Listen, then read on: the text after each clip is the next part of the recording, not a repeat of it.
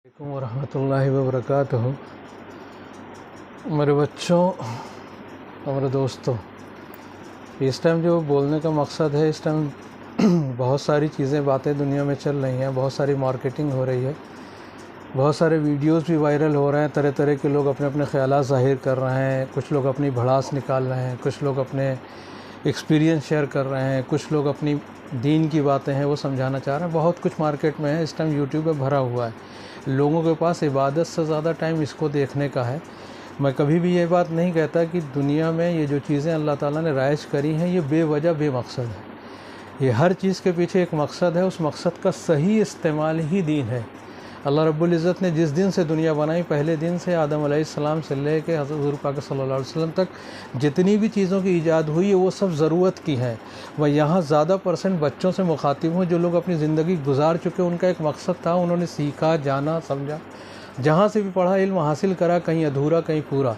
लेकिन मैं ख़ास बात कुछ करना चाहता हूँ बच्चों से मुताल्लिक़ और उन नौजवानों से मुताल्लिक़ जो अभी इस दुनिया में, इस दौर में हैं और इस दौर से दो चार हो रहे हैं। उन्हें ख़ुद नहीं पता कि हमारे पीछे के आबा अजदाद ने क्या करा था, जिनके नताइज में ये है, या हमसे क्या छूट रहा है जिसके नताइज में ये है, या ऐसे हालात में हमें आगे क्या करना है, उस बारे में उनको नहीं इल्म हो पा रहा है। मैं उस बारे में थोड़ी सी बात करूँगा, उस बात को समझने की कोशिश करिएगा और हो सके अगर अल्लाह ने यह तौफ़ीक़ दे और दुआ करिए कि वो अपनी ज़िंदगी में आए। पहली बात दुनिया का सबसे बड़ा सच ये है कि एक हदीस से बताना चाहता हूँ कि अल्लाह के रसूल सल्लल्लाहु अलैहि वसल्लम के पास एक मरतबा हज़रत फ़ातिमा रज़ियल्लाहु ताला ने जब रोते हुए आके लिपटी और अपने बाबा की हालत बहुत अफसरदा देखी और गमज़दा देखी, और इस हालत में वो भी रोने लगी और रोते हुए अपने बाबा जान से लिपट कर बोली कि अब्बा ये आपको क्या हुआ। तो अब्बा जान ने, जो अरबी के लफ्ज़ हैं, मैं उनको उर्दू में आपको इसलिए कह रहा हूँ ताकि आप समझ सकें, तो उन्होंने सिर्फ एक बात अपनी बेटी के सर पर हाथ रख के शफ़क़तन ये बात कही कि बेटी फ़ातिमा परेशान मत हो, तुम्हारे बाबा का लाया दीन एक न एक दिन सारे कच्चे पक्के मकानों में पहुंच कर रहेगा और ये दीन बुलंद होगा। एक बार ये हदीस याद रखिएगा। दूसरी एक हदीस ये याद रखिएगा, ताइफ़ का किस्सा आप लोगों ने सुना होगा, जब अल्लाह के रसूल सल्लल्लाहु अलैहि वसल्लम को बुरी तरह से पत्थरों से उनके ऊपर संगबारी हुई और वो ज़ख्मी हुए, और उसके बाद उस ज़ख्मी हालत में जो पेड़ के नीचे बैठे हैं और फ़रिश्तों ने आकर उनसे कहा कि आप बद्दुआ के लिए कहिए, आप कोई हुक्म दीजिए, तो उन्होंने न कहकर उन्होंने ये दुआ दी या ये इल्तिजा कि एक ना एक दिन वो ज़रूर आएगा कि जब ये दीन एक एक कच्चे पक्के मकान में पहुँचेगा। बताने वालों ने उनको जिस तरह से बताया होगा, नए बच्चों तक ये बात ज़रूर पहुंची होगी। नहीं पहुंची होगी तो अपने बड़ों से जानिए, क्योंकि अगर मैं सारी डिटेल्स में जाऊंगा तो वीडियो काफ़ी लंबी हो जाएगी, जिसे समझना मुश्किल हो जाएगा। लेकिन जो कॉन्टेस्ट है उसका मकसद ये है कि कच्चे और पक्के मकान में पहुँच जाएगा तो उसका सिर्फ एक ही मकसद है, कच्चे मकान और पक्के मकान। पक्के मकान मतलब कि उन अमीर ज़्यादा लोगों पर, उन बादशाहों पर, उन पैसे रसूख वालों पर और उन इक़्तिदार वालों पर, और उन गरीब लोगों पर जिनके पास खाने को नहीं है, जिनके पास रहने को नहीं, जिनके पास पहनने को कपड़े नहीं है, इन सब के पास वो अल्लाह का दीन पहुँचेगा। अब ये दुनिया को डिसाइड करना है कि उस दीन को हम अपने घर तक कैसे लाते हैं। इस्तक़बाल कर कर लाते हैं जैसे मदीने वालों ने करा है, या मक्के वालों की तरह लाते हैं कि जब फ़तेह करके लोग घुसते हैं तो मक्के में दीन जिस तरह से दाखिल होता है, ये हमें डिसाइड करना है। हम बीइंग ए मुस्लिम नहीं कह रहे हैं, बीइंग ए इंसान कह रहे हैं कि मुसलमान लड़के, हिंदू लड़के, गैर मुस्लिम लोग, सभी लोग इस बात को सोचें कि ये बात अल्लाह का वादा है और अल्लाह के रसूल सल्लल्लाहु अलैहि वसल्लम की ख्वाहिश है जो पूरी होनी ही होनी है। इसे कोई भी ताकत नहीं रोक सकती, वो चाहे काना तज्जाल की हो या उससे बड़ी भी कोई ताकत अगर इस दुनिया में मौजूद है, शैतान खुद आकर सामने भी रोके तो रोक नहीं सकता। अल्लाह का दीन हर हाल में, हर घर में पहुँच के रहेगा।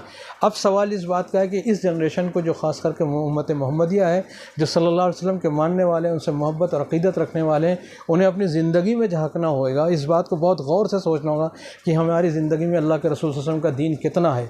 ज़रूरी नहीं कि इंसान टोपी लगाए, दाढ़ी रखे और बड़ी सी जो है वो हो, फिर तस्बीहात पढ़े और बहुत नमाज़ पढ़ने जाता हो, मस्जिद जाता हो तो उसके दिल में दीन है। दीन इस बात का नाम नहीं, दीन है अल्लाह के रसूल सल्लल्लाहु अलैहि वसल्लम से मोहब्बत करने का। ये तो फ़राइज़ हैं जो हमें अल्लाह के लिए करने ही करने हैं। ये हम जैसे भी चाहेंगे करेंगे, अपनी रूहानी तस्कीन के लिए करते हैं। लेकिन अल्लाह के रसूल सल्लल्लाहु अलैहि वसल्लम मोहब्बत का मतलब है कि उनकी सुन्नतों का अमल करना। एक हदीस को याद दिलाते हुए चलता हूँ कि जंग के मैदान में जब जंग फ़तेह नहीं हो रही थी तो सब लोगों ने इस बात पर मशवरा किया कि हमसे जंग क्यों नहीं फ़तेह हो रही।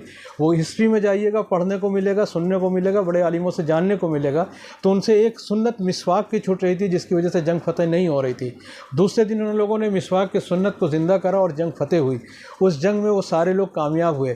क्या मकसद बना कि कोई एक सुन्नत छूटने से हम पूरी जंग हार जाते हैं। कोई एक नाफरमानी करने से हम जीती हुई जंगों को हार में तब्दील हो जाती है।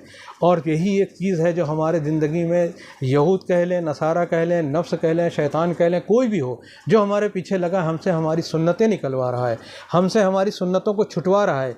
वो कोई भी फ़िरक़े वाला अपने ऊपर न ले, लेकिन ये बात ज़रूर सोचे, कि हम अपनी ज़िंदगी में सुबह उठने से लेकर शाम के सोने तक और शाम के सोने में बिस्तर जाने से लेकर सुबह उठने तक की अपनी ज़िंदगी में कितनी सुन्नतों पर अमल करते हैं। मैं जानता हूँ सारी सुन्नतों पर अमल नहीं हो सकता। इस टाइम की बहुत क्राइसिस का दौर है, बहुत क्रूज दौर है, बहुत बिजी दौर है। लेकिन जो चीज़ हम करते हैं वो सुन्नत के तरीके से कर सकते हैं, वो करना ज़रूरी है। जैसे कि सुबह का उठना, सुबह को उठने पर कि अल्लाह से हम दुआ कर सकते हैं कि अल्लाह ताला ने हमें ज़िंदा उठाया और ये सुबह फिर दिखाई, फिर हमने अपने बच्चों को, अपने माँ बाप को, अपने अजीज़ व क़ारिब को, अपने दोस्त, अपने कारोबार को देखना मुझे नसीब हुआ। अल्लाह का शुक्र अदा करें, उसकी छोटी सी दुआ याद कर सकते हैं। दुआ बताने चलूँगा, दुआ की लंबी हो जाएगी, लेकिन वो सारी चीज़ें याद करते हैं। उसके बाद सारी दिन में आप अपना सारा काम करते हैं। सारे काम करने में आप मालूम है कि बहुत सारी चीज़ें हैं, कहीं झूठ बोलना पड़ता है, कहीं कुछ बात करनी होती है, बिज़नेस कारोबार में बहुत सारे तरह के मामला होते हैं। लेकिन जो बुरे काम हैं उनसे बचा जा सकता है, किसी को धोखा देने से बचा जा सकता है, किसी की चोरी करने से बचा जा सकता है। इस तरह बहुत से छोटे छोटी चीज़ें जिनसे बचा जा सकता है। लेकिन हाँ, जो चीज़ें झूठ हो जाती हैं, जो चीज़ लघु बात हो जाती है, कुछ बड़ाई हो जाती है, उसका इस्तग़फ़ार करा जा सकता है। उसके लिए अल्लाह ताला ने हम लोगों को ज़कात का मामला दिया है कि उनकी ज़कात निकाल दिया करो, खैरात निकाल दिया करो। जब दिन में कारोबार करके निकलो, जाओ, अपने घरों से बाहर रहो, तो थोड़ा सा फ़कीरों को, गरीबों को, मिस्कीनों को और अपने गरीब रिश्तेदारों तक की उनकी पुरसाने हाल ले लिया करो, उनको दे दिया करो, तो तुम्हारे इन तमाम चीज़ों का कफ़ारा कम से कम हो जाएगा।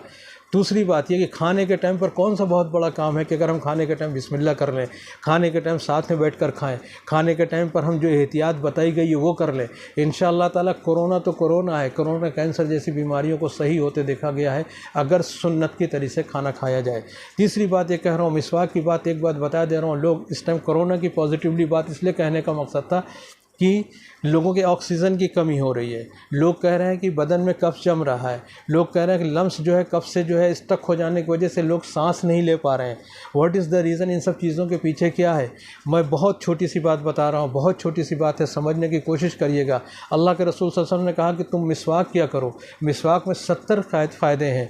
70 फ़ायदे में 10 फ़ायदे ऐसे बताए जो दुनियावी फ़ायदे 70 फ़ायदे बताए और मरते वक्त के भी फ़ायदे बताए। जैसे मरते वक्त के फ़ायदे आप बाद के जब जानेंगे, जब आप मर के जाएंगे, हम मर के जाएंगे तब वो फ़ायदे सुनेंगे। लेकिन 70 फ़ायदे हमें 2-4 फ़ायदे हमारे आलिम मौलाना बता के फ्री हो जाते हैं, या हम इतना ही जानते हैं। सिर्फ एक यही फ़ायदा होता है कि हाँ, मुँह से बदबू नहीं आएगी, हमारा ये नहीं होगा, हमारे मुँह से ये नहीं होगा। लेकिन सोचो, हो सकता है कि उन फ़ायदों में ये फ़ायदा हो कि जिससे हमें मुँह में होने वाले वायरस ना एक्टिव हो पाएँ, हमारे मुँह से होने वाली ऑक्सीजन की जो ज़रूरतें हैं वो शायद पूरी हो जाए, या हमारे लम्स तक पहुँचने वाला लुआब, वो राल जो हमारे लम्स को फ़ायदा देने वाला हो जाए।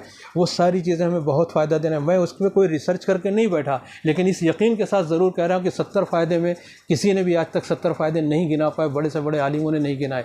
तो वो बाकी जो 50-60 फ़ायदे हैं, क्या फ़ायदे हैं? यकीनन बिल यकीन कुछ ना कुछ फ़ायदे ऐसे होंगे जैसे आने, ये एक कोरोना ही नहीं, अभी बहुत सी बीमारियां ऐसी आएंगी। बहुत सी बीमारियों में ऐसा हो सकता है कि मुझे मुंह से आने वाली तमाम बीमारियों के फ़ायदे हों। दूसरी बात आपको उससे अलग हट के लेके चलना चाह रहा हूँ। इस बात से बहुत याद रखने की बात यह है कि ये दौर जो आया है, जिस दौर में अल्लाह रब्बुल इज़्ज़त ने हम लोगों को उतारा है, ये एक तरह से बहुत अच्छा भी दौर है और एक बहुत बुरा भी दौर है। हम उस दौर को भी देखेंगे जब अल्लाह की तमाम नियमतों को पूरा होते भी देखेंगे, और हम उस दौर को भी देखेंगे जिसमें काना दज्जाल और शैतानी और मकर और फरेब का पूरा जाल भी देखेंगे। अब हम लोग पिछले कामों की दुनिया में क्या देखते थे कि लोग बुरे थे। हर ज़माने के लोगों ने कहा कि बहुत ज़माना ख़राब है, ज़माना ख़राब है। ज़माना कभी नहीं ख़राब रहा। लोगों ने अपनी आदतों को ख़राब करा या अपनी उलझनों में इस बात को कहते रहे। आज फिर एक बात कह रहा हूँ, आयतल कुर्सी एक छोटी सी आयत है। एक छोटी सी आयत याद कर लेने में लोग पहले डर की वजह से पढ़ते थे कि जूते पहनेंगे सांप न काट ले, जंगल में जाएंगे शेर न पकड़ ले, पेड़ पे चढ़ेंगे गिर न जाएंगे। इस तरह के तमाम हालात में आयतल कुर्सी पढ़ी जाती थी। जब आपको दिखते थे उसके फ़ायदे, तब आयतल कुर्सी का लोग विर्द करते थे और उसकी तलक़ीन भी करते थे और उसको हिफ्ज़ करके और लोगों को बताते भी थे और उसके फ़वाइद भी उठाते थे। लेकिन आज वो सब प्रैक्टिकली हम अपने आप को इतना सिक्योर कर चुके हैं सिक्योरिटी वाइज कि हमको लगता है नहीं अब तो मेरे जूते में सांप हो नहीं सकता, अब तो मुझे पेड़ पे चढ़ना नहीं, अब मुझे पानी वाली प्रॉब्लम नहीं, अब मुझे कुएँ से पानी खींचना नहीं, अब हमें दरिया पार करना नहीं, अब हमें ऐसी जगह जाना नहीं, इसलिए मुझे ये नुकसान कहाँ से होंगे। लेकिन मेरे भाई भूल गए कि अभी चाँद बाकी है, अभी सूरज बाकी है, उनकी शुआएं बाकी हैं, हवा चल रही है, हवा में कुछ भी शामिल हो सकता है। वो चाहे दुश्मनों के ज़रिए हो, चाहे हमारी कमियों के ज़रिए हो, या बस्ती की गंदगियों के ज़रिए हो, वो अल्लाह का काम पहुंचाना है, अल्लाह पहुंचाता है। अगर हम आयतुल कुर्सी पढ़कर रहते हैं, सोते हैं और अपनी इबादतों में शामिल करते हैं, अपनी ढाल बनाते हैं, तो आप यकीन जानिए, बिल यकीन जानिए कि मैं फिर कह रहा हूँ कि ये चीज़ आपको तमाम बीमारियों से बचाने में बहुत कारगर साबित होगी। इधर उधर भागने से पहले सबसे पहला हुक्म है अपने आप को अल्लाह के आगे हवाले कर। तो जब बीमार हो, तबीयत ख़राब हो, डॉक्टर पर जाने से पहले अल्लाह से दुआ करके जाना, डॉक्टर के जाने से पहले अल्लाह पे इत्क़ाद करके जाना, डॉक्टर पे जाने से पहले इस्तग़फ़ार करके जाना, डॉक्टर पे जाने से पहले तलक़ीन करके जाना, डॉक्टर पे जाने से पहले अपने आप को अल्लाह और अल्लाह के रसूल का मुती फरमाबरदार मानते हुए इस्तग़फ़ार करके जाना।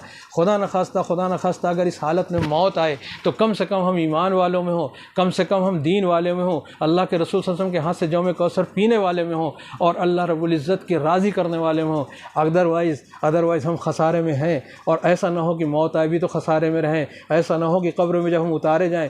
आज कितना बुरा हाल, अगर कोई यूँ सोचे कि लोग कहते थे मिट्टी में इतने लोग हो जाते हैं तो मग़फ़िरत का ज़रिया बन जाता है। आज मिट्टी में जाने वाले नहीं बचे, कंधे देने वाले बचे नहीं। अल्लाह माफ़ करे, गैर मुस्लिमों के जनाजे देख कर तकलीफ़ होती है। काश ईमान वाले होते, कम से कम 4 कंधे मैसर होते, कम से कम कब्र में उतारने वाले लोग होते। धक्का देकर बुलडोज़र से, जेसीबी से, डंडों से उनको चिताओं की तरफ देखा जाता है या कब्रों में गड्ढों में डाला जा रहा है। ये सिर्फ़ और सिर्फ हमें अल्लाह की नाफरमानी करने की वजह से है। मेरे भाई, ये बात अगर कहूँगा तो महीनों गुजर जाएगी। बहुत सारी बातें हैं। अगर किसी को कोई बात में कहीं कोई शक है, वो मुझे चाहे पूछना, मैं पूछ सकता है, बता सकता हूँ। मैं बच्चों को तरीक़े बताना चाहता हूँ, काना दज्जाल से के फितने से बचने के तरीक़े बताना चाहता हूँ, और अपने माशी हालात को कैसे सुधारना ये बताना चाहता हूँ, और अपने आप को कैसे इन बुरे हालात में दिल को तक़वियत देना वो बताना चाहता हूँ। खौफ से मर रहा है इंसान, बीमारी से नहीं मर रहा। अल्लाह रहम कर रहा है, अल्लाह हम पर रहम कर रहा है। ये बीमारी नहीं है, अल्लाह हम पर रहम कर रहा है, बुला रहा है कि मेरे पास बंदो वापस आ जाओ, इस्तग़फ़ार कर लो, क्योंकि तुम्हें लौट कर मेरे पास आना है और एक दिन तुम्हें मेरी ज़रूरत होने वाली है। एक दिन तुम अज़ाब में आने वाले हो, इससे पहले कि पहले तौबा कर लो और दाखिल हो जाओ और अपने हबीब के उम्मती हो जाओ और अपने हबीब के मानने वाले हो जाओ। मेरे भाइयों, मैं अपनी बात यहीं पे ख़त्म करूँगा। ज़्यादा कहना, ज़्यादा सुनना लोगों को बोर करेगा, वो सोचेंगे पता नहीं कहाँ की बात है। लेकिन ये बात समझ लेना, जिसने कुरान और हदीस को पकड़ लिया, फ़िरक़ों को छोड़ दिया और सच्चे दिल से इस्तग़फ़ार कर ली, खुदा की कसम खा के कहता हूँ कि अल्लाह ताला मग़फ़िरत के रास्ते भी खोलेगा, हिदायत के रास्ते भी खोलेगा और शिफा के रास्ते भी खोलेगा। और जो इनको छोड़ेगा उसके लिए सिर्फ़ खसारा है, सिर्फ़ खसारा है, सिर्फ़ खसारा है। वालेकुम अस्सलाम व रहमतुल्लाहि व बरकातुहू।